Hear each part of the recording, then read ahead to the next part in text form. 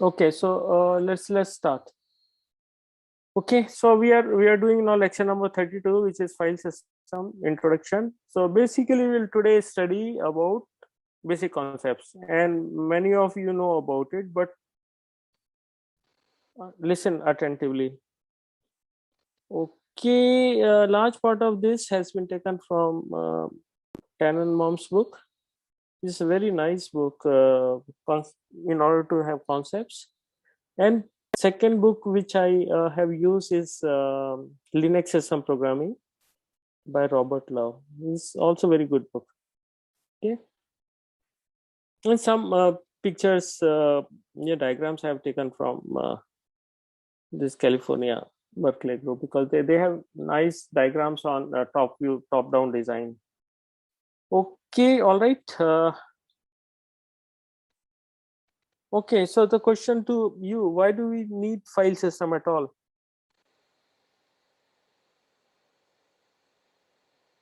Who can tell me that? It gives an abstraction for using the disk. Yeah, very good. What else? A user can't understand the complex system of the disks, so that's why OS must need to provide some kind of abstraction. Yes. Okay. All right. Very good. This is the reason that we need disk, and that's what exactly we'll look at it. See, OS role of OS is of course do management, overall management of computing system, but very important aspect of that management is to give simplified view to user, right? So give abstraction. Okay, so we have looked at some abstraction, and very important abstraction is process abstraction, right? So a user need not know anything about the processor. Okay, so a programmer can simply write code to create a process. So now process of course is abstraction of a processor, because you don't need to know about whether there's a pipeline or all these things that we studied in computer architecture course. But all you need to know how to create process, how to run process, and of course create process and then running is of course depends on OS, and also when process can be terminated and so on, and what process can use. All that is a concern, like process can use file system or whatever, right? So that's very important abstraction. Second abstraction is of course physical memory. Uh, basically address space abstraction, right? So we don't need to know anything about physical memory, or we can say virtual memory abstraction. Okay, so a user can write program which is of any length. Okay, any length is of course less than address space size, and then don't worry about what part of memory is being used to load or run that program. Okay, so all that details, whether there are thousands of processes or programs that are loaded and run, which becomes process, of course, where are they kept and in what order, etc., right? All that thing is hidden. So the user just need to write program, compile it, and run it. That's it.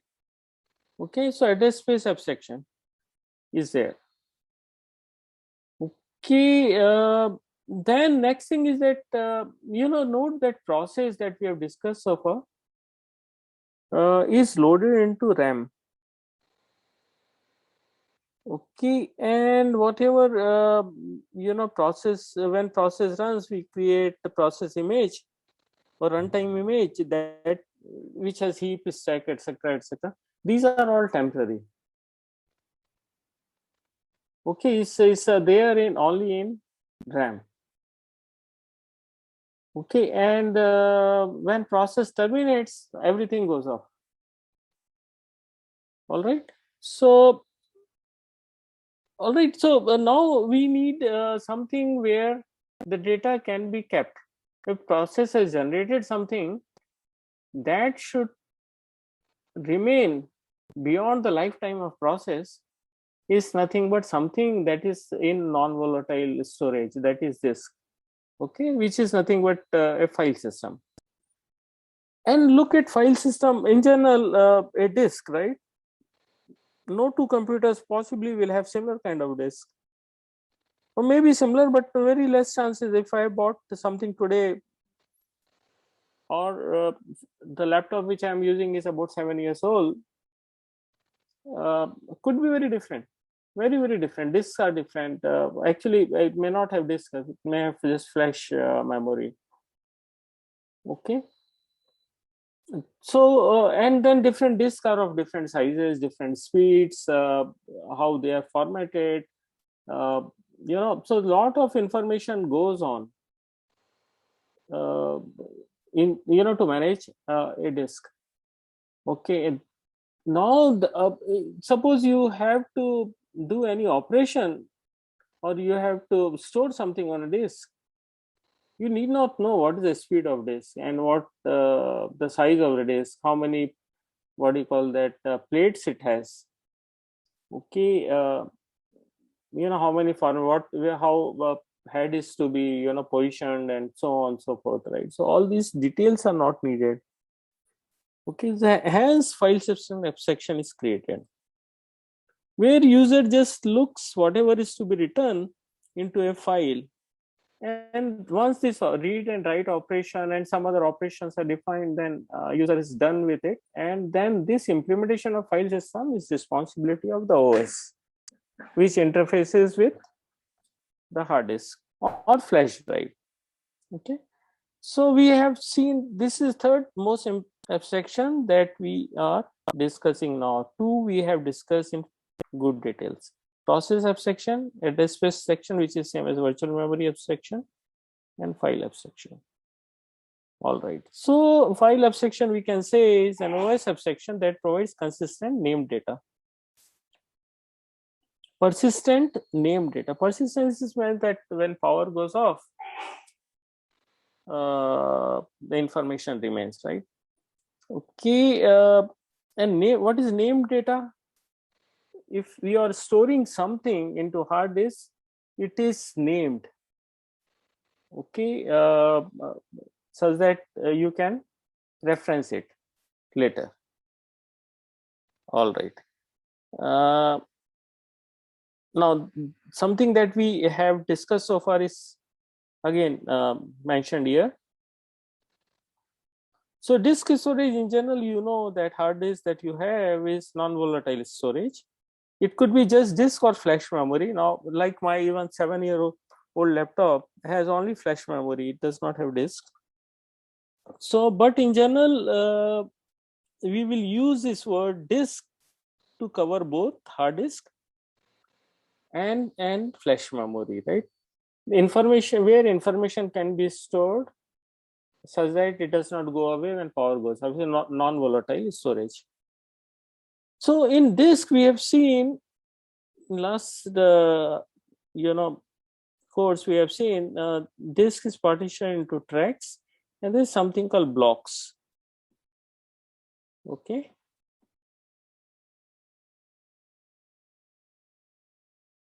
Now, minimum the operation that is done usually is writing a block and reading a block. Okay, and block may contain few K, some maybe some number of bytes, which is usually in terms of K, 1K or half K or 2K, something like that. So minimum operation is reading and writing into this. Okay, now how suppose you have to change a byte in a, you know, write a byte. So how that is going to be done, because the operation is done in terms of blocks. Okay, so now that all these things is the responsibility of the OS. Okay, the user may simply say that write nth byte into some structure, a file, and how it is actually translated is the responsibility of the OS. Okay, so now to quickly redefine what file is. So many as we discussed earlier, many applications or many processes have limited lifetime, right? When it's running. So when you say application, it means that it's actually application at the runtime, okay, or any program at the runtime which becomes process, it has limited lifetime. Okay, as long as it's there in main memory, okay, process image there is there, right? But it may write information, it may survive after termination of the process. The process may want to create information that can be used later by similar process or some other processes. And that's only possible if we have some store this information non-volatile storage, which is disk. Okay, and from there other process can access it. All right. So there also might be a requirement that information that the process is generating maybe for limited time span, but amount of information it is generating could be more than the address space size. All right. Imagine that a big database or something like that. There are millions of users and their data is somehow the process is processing. For example, we have Aadhaar. Okay, a process may be there which is just checking some data or generating some data for each user, right? So amount of the process may be a small size in size, but the amount of data is generating would be much more than the address space, and then hence we need to keep this somewhere. Okay, so there's another reason why we use file system. Any question? No, sir. All right. Okay. No. So this point we have already discussed that minimum operation that this can do is read a block or write a block. Read into a block, read from a block, read a full block, and write a block, say block number k. And disk is of course considered as a linear sequence of fixed size blocks. Okay, as we have seen that we can actually just think this as where this is each block. Okay, so the file system actually hides all this information where blocks are actually stored. So we will say, even if we know that which block the information is stored, but where the block is, while we may view this as a linear sequence like this, but inside it could be somewhere, right? How does it keep track of all that, right? So user cannot keep track of all this. All right. So also when we are writing, then we have to find a free block. Who's going to keep track of free block? Right? So all these things are hidden to user, but managed by OS. All right. So files are logical unit of information created by process. Okay. A disk may contain thousands of files, which may be independent of each other. A disk may also contain 0 files. It's possible. Right? So, but in general, contains huge number of files. A process can read existing files and create new files. Okay, so basically, it's a process is going to read a file, write into a file, and of course, it has to create a new file, right? Okay, it may also have to delete a file, and so on and so forth, right? Process remains in existence, not affected by process creation and termination. The file is created, then it remains in existence. Okay, but of course, a process can delete it, or the owner of the file. A file always has an owner, and if the owner wants, then it can delete. So effectively, a process that's a ownership right can delete the file. Okay. All right. So when we say files are managed, it means that files are managed by a file system which is part of OS. Okay, something we see here. And then it has to deal with the following things, like how files are actually structured. Okay, how files are named, how files are accessed, how files are used, how they are protected, how they are implemented, how they are managed. Now these are all different things, excepting the manage is word which we in general use for many things altogether, right? Okay, so the question is now, from user's perspective, what is a file, what constitutes a file? So we don't need to know all the details that we have discussed so far, about all this, details of file system, etc. Okay. And then how files are named, because we are creating a named object. Okay, so we have to have some rules to name a file, right? The first rule, for example, itself, you can say that two files cannot be of the same name. Okay, then other rules could be, what is the maximum letters in a name? Okay, or what's the minimum number of letters in a name? Whether there is some extension, right, after dot. All these are the rules, right? Next is that how files are protected. Okay, and what operations are allowed on files.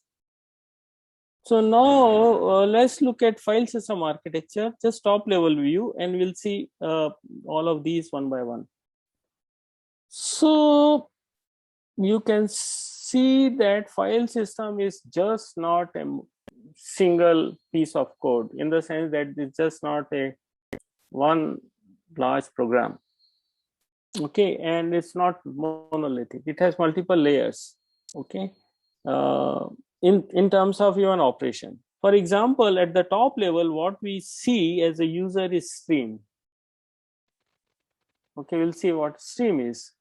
And then we'll say that read and write from a file position some number of bytes. Okay, and then below this we have file descriptors, which you are aware of. Okay, then we have syscalls. Okay, file internally is represented by file descriptor, it's kind of integer number. Okay, it does not use for each read and write operation the name of the file. Okay, for simplification. And then all these operations are done by OS. When anything is done by OS and user wants it to be done, then it has to use syscalls. Okay, so these are the syscalls like open, read, write, close, etc., which you have already used in the assignment. Okay, and then we have open file descriptions, and basically about more detailed about file. There's a lot of metadata along with file. Okay, all that has to be there. Okay, for example, about who is the owner of the file, who can read it, who can execute it, what time it was created, what is the size of the file, etc., right? And then how files are referenced. For example, files are part of you can reach to a file through a directory. So all that is to be done to locate a file, given a file descriptor or a file name. Okay, and then at the lower level, how actually data transfer happen, like IO driver, etc. Okay, all right. At the bottom, of course, there are hardware of different types. So we'll also look at disk and flash in short, like concept of DMA, etc. We already know. All right. Any question?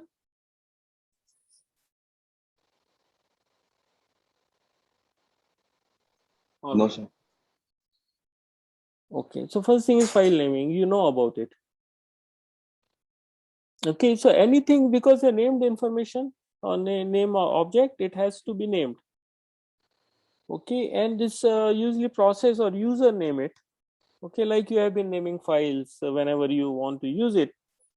Okay, all right. So there are a lot of conventions, and different OSs do follow different conventions, but in general, we can say that usually 1 to 8 letters are used in most OSs. Okay, and different OS may put some restrictions, right? And many file systems allow up to 255 characters. Now, more characters you allow in the file name, of course, more number of files can be higher, right? So, for example, if you have 8 letters, then of course 2 raised for 8, but not 2 raised for 8, whatever. Each letter could be of, say, whatever special character, including, say, I don't know how many, maybe number of characters, small, file name, capital and small letters are distinct, are different. So plus number of numerals and special characters, so could be very large depending on what all characters are allowed. But in general, this is sufficient for most of the uses that we have. It's not really binary, but whatever, right? Whatever number, say, let's assume, say 55 or say 100 something. 100 special characters are 100 characters are there, this or it. So it's quite big. And but many file systems do allow up to 255 characters. Okay, and apart from that, there's one way that we name a file, but also what kind of file it is. We may want to have an extension, like program is is the name of the file with extension C. So this tells us what kind of file it is. Okay, but all right, and also in many OS there is a very direct semantics. When it is something like program.c and you double click on it, then it will open kind of editor for it. Okay, whatever you specify. Similarly, it's a docs file, then it will open a Word, text editor or formatter, whatever associated with that file. But we see that we'll see later that it is just for convenience. Many OS really don't care how do you name it. So it's left to user what you want to have an extension, how do you want to use it. Okay, but while, as I mentioned, while in many other OSs, there is a very specific semantics with this extension. All right. So now there are different kind of file systems. Okay, like it started with FAT18. Is a file allocation table. 18, which was used in MS-DOS and Windows 95. Then it improved to become FAT32. And it was used just up to few years back, up to Windows 2000, and Windows XP is obsolete now. And something that is being used now is NTFS, native file system. So it's used in even Windows 11 and also in use in Linux. Okay, Microsoft's latest file system is REFS. I don't know, if you load Windows 11, just check what the file system is. Okay, and these file systems are, an operating system may support multiple file systems. For example, if you have a flash pen drive, right? What do you call it? I mean, it's basically flash drive which you connected to one of the ports. Okay, USB port. and then it may have an older file system. Okay, and let's assume the Windows 11 has REFS. Do you think it will work or it will not work?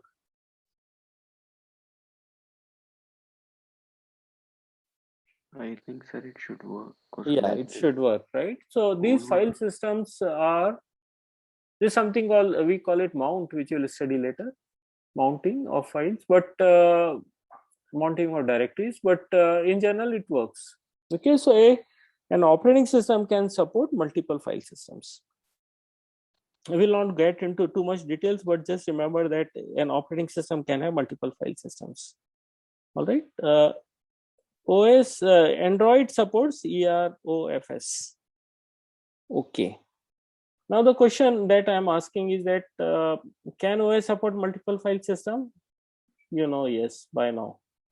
Okay, but how? That you have to find out by yourself. Okay. Okay, coming back. So these are the extensions that we normally use: bag.c, GIF, HLP, HTML, JPEG, MP3, etc., etc. And if you go to some slide set given sent to you, right, you will see how, if the file extension is GIF, okay, how the file is actually structured. Okay, so at the bottom of it, you know, there is always a program or process which has to interpret what is there in the file. Okay, while access method could be anything, a byte by byte or sector by sector, whatever, or record by record. But how within that, how the various bytes, how to interpret that byte, okay, depending on its position, okay, whether the byte is a, whether byte tells something about the data of the file or the data itself. Okay, that level of knowledge has to be there in the program which is interpreting it. Okay, so a file may also have, for example, you have a file corresponding to an image. Okay, so now for example, there may be a block of data corresponding to some pixel.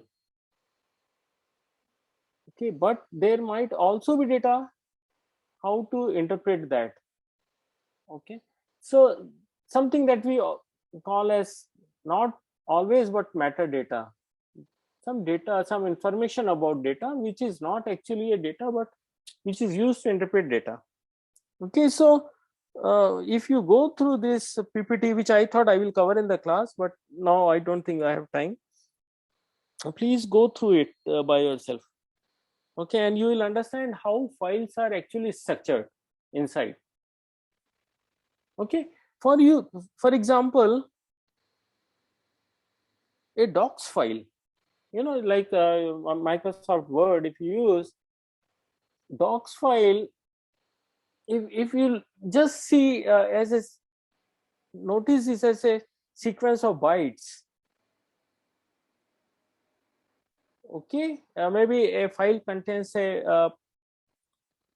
10,000 bytes. Okay, it now what it will have, docs, this file has to represent everything. You have embedded a picture, so it has to be there, whether picture is JPEG or is a GIF or it's a PDF picture or something like that. It has to interpret that, the program, right? And then the program that's reading has to interpret it. Similarly, you can have thousands of fonts, different fonts. It has to interpret that. So where all this information, how all this information will actually be understood by a program that's reading depends on how this file is actually structured. While it may just maybe program at the top level, maybe telling that just read this or something, certain number of bytes, but or a change a insert a word, etc. But ultimately at the bottom level, how this file is actually structured is very important. Without that, the program cannot work. Okay, so each of these file type, we see, for example, JPEG will have different way in which information is structured inside, while OS may treat this as a sequence of bytes. Okay, OS has nothing to do. Actually, I mean, it may not know what this is, because OS will say it's a sequence of bytes. Ultimately, it's semantics at top. The process that's using need to know how it's structured, otherwise cannot use it that way, right? Okay. All right. Okay. All right. So some OS, as we say, are bothered about extension. So for example, Linux, and some are not. Like Linux is not bothered, and Unix is not bothered about what this extension is, like .c or whatever, zip or docs or whatever. Okay. All right. While others like Windows is aware of extension. Okay, so if it is say for example docs, then it will associate a program with it. Okay, when you double click on this, then it will of course open Microsoft Windows program. Okay, all right. Okay, and this extension can there can be more than one extension, like we can say homepage.html.zip. Okay, of course, basically it's HTML type file, and which is compressed with, and so extension becomes zip. All right, any question? Simple, because we have been using file right from beginning. Now please start thinking about how these are implemented. Okay, so how we are structuring the file? Now we are looking at OS perspective, we are not looking at user perspective. When user perspective is there, then in docs file, for example, we'll have to see how the file is structured. From OS perspective, okay, it's nothing but we'll have to see in terms of how OS looks at the information that goes in and comes out. Okay, and that's presented to a process. So simplest structure is a byte sequence. Okay. So OS file can be seen as a sequence of bytes. That's it.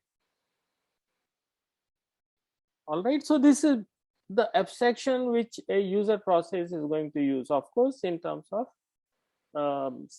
defined operations.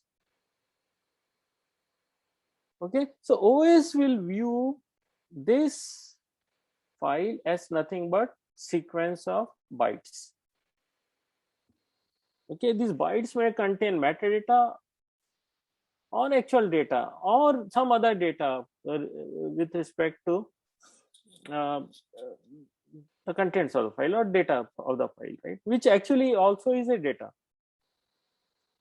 Okay, so now this is maximum flexible. I mean, now you can define file anything in terms of file, because it's a sequence of bytes, right?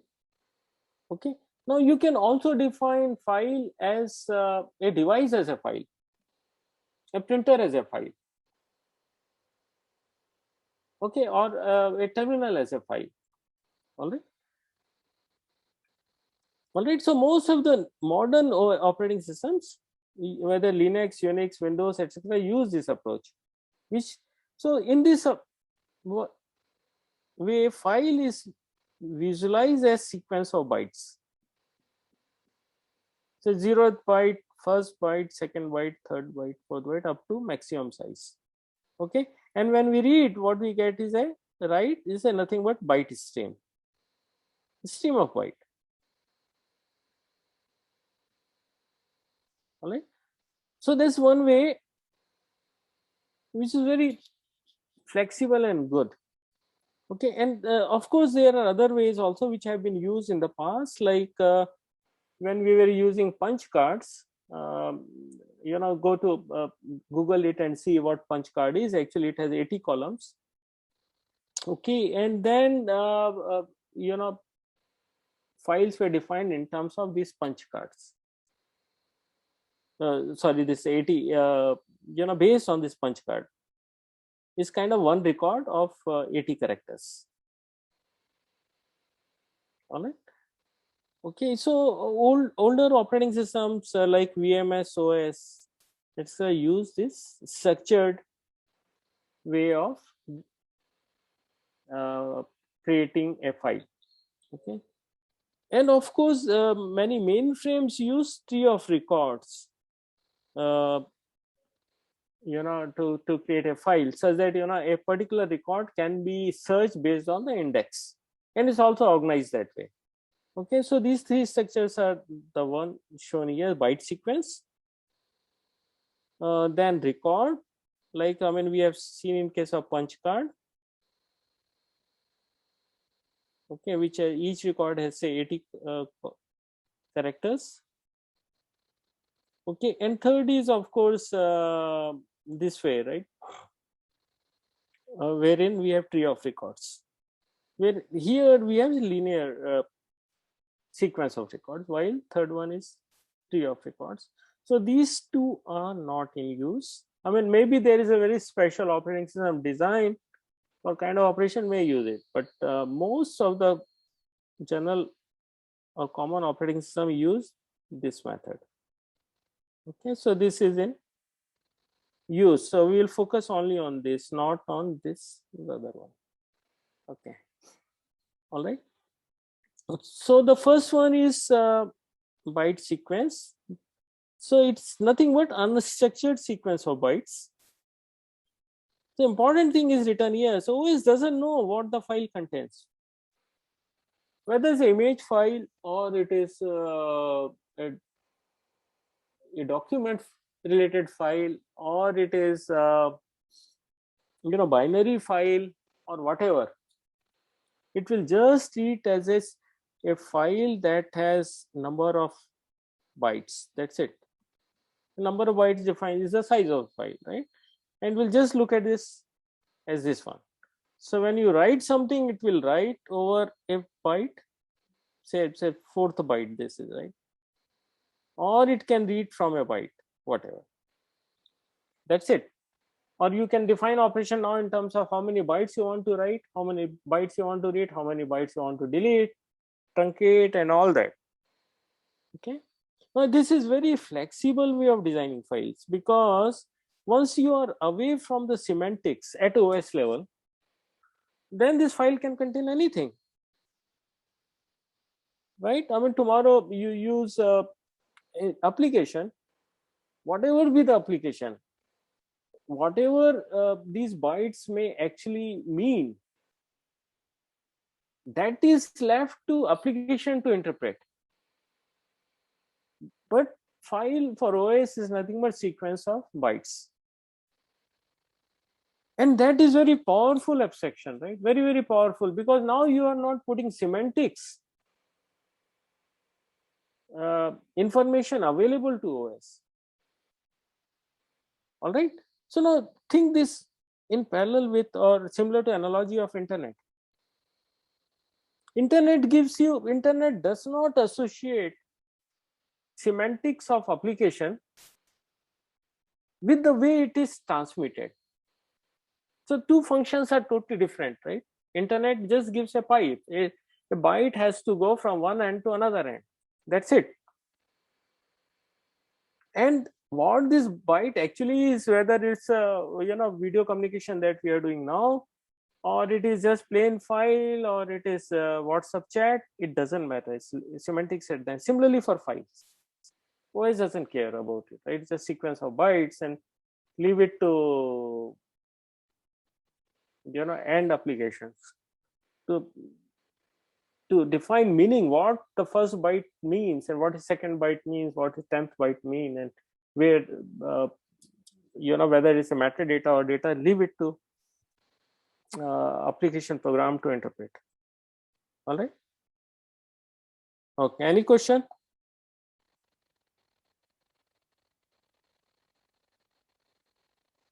Okay. So there are various types of files. We look at this way, that when we say various type, and we have already defined 3 types here. Okay, we'll have to look at now from user perspective. Okay, so you can say that's a user. So something that's very common is called regular files that we use very often, right? When you create a file, corresponding to a document or a program or even a binary file, which is executable file, then we call it regular file, which could be text file or binary file. Okay, all right. At this point, I will say that one binary file I want to discuss in the class called ELF file. Okay, note that the process of when you write a program, you create high-level language program, say in C, then you compile it. Okay, you get assembly language program. Okay, then you create machine language program. Okay, and then you can link them. So multiple files can be linked together. Okay, and then after linking, you have a kind of executable file. Now when you run executable file, you get memory image, right, which has stack, heap, etc., etc. So all files are combined here. Okay, all this after linking, you create process image. All right. So now what is the format of this ELF?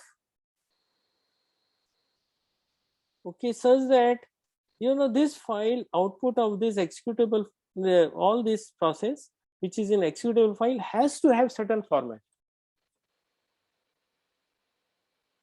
Okay, so ELF defines that format which is being used now. Okay, so please go through the presentation, try to understand, and I'm sure I will ask you questions from this. I will leave it to you because now you have already lost 2 classes because the reason Okay, all right. So that's a regular file. I will request just you to read this if you want to. Okay, and then the directories are also files, which gives the names and location of the file. Okay, so there are thousands of files and you have to define some structure, because you cannot put all the files as a part of some another file. It's extremely difficult for user, right? So if your directory contains say 10,000 files, it's impossible, right? So we have to create a structure. So we create structure in terms of directories. You can have directory of directories, and directory at the end contains files. Okay, and these directories are nothing but also file, because it has to be non-volatile area. Okay, directory contains information about various files.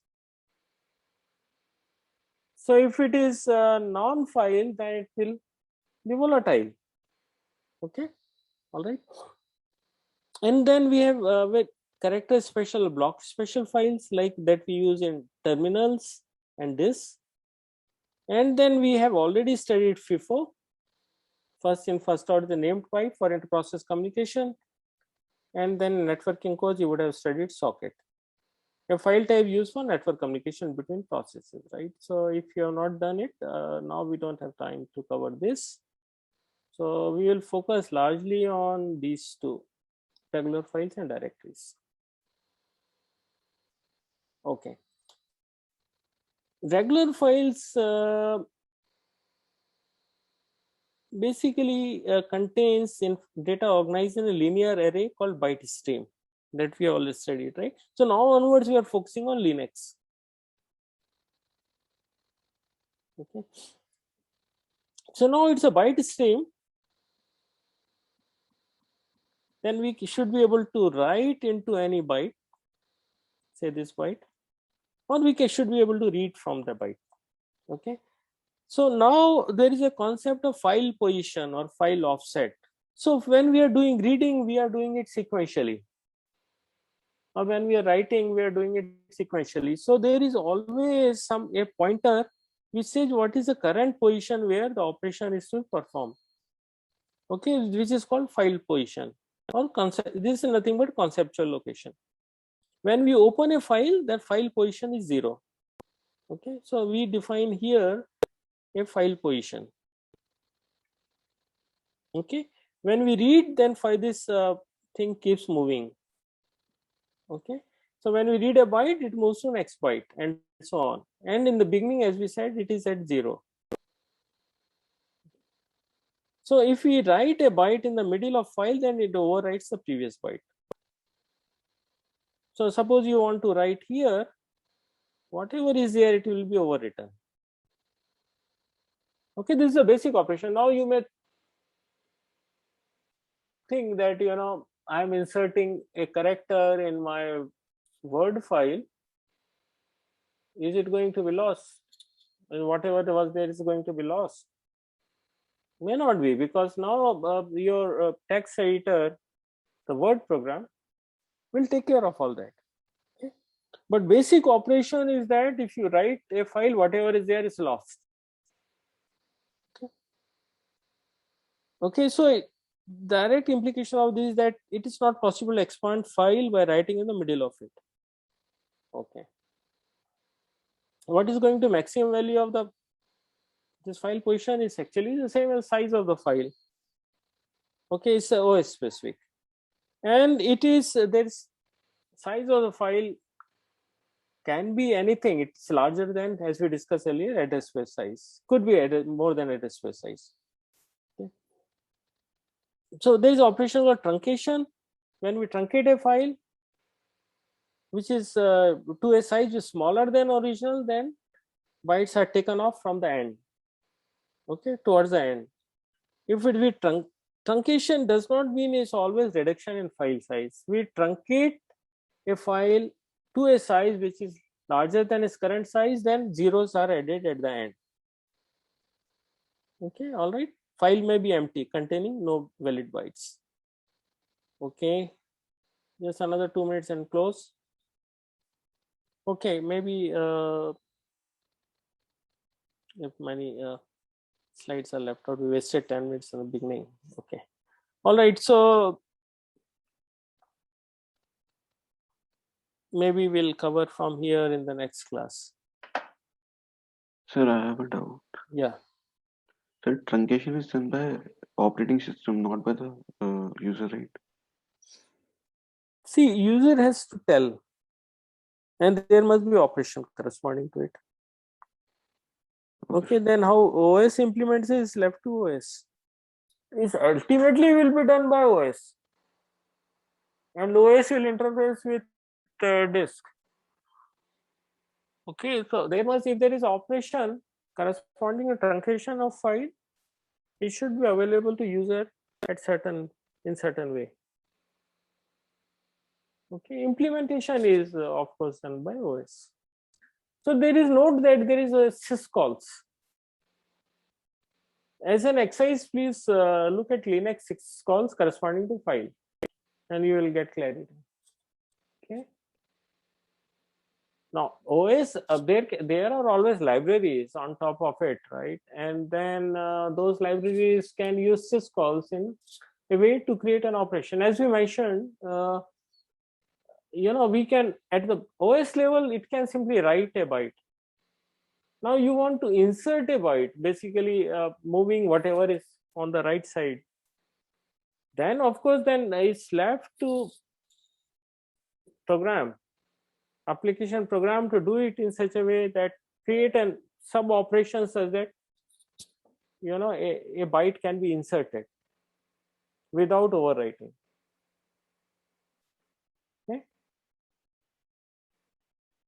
All right. Any other question?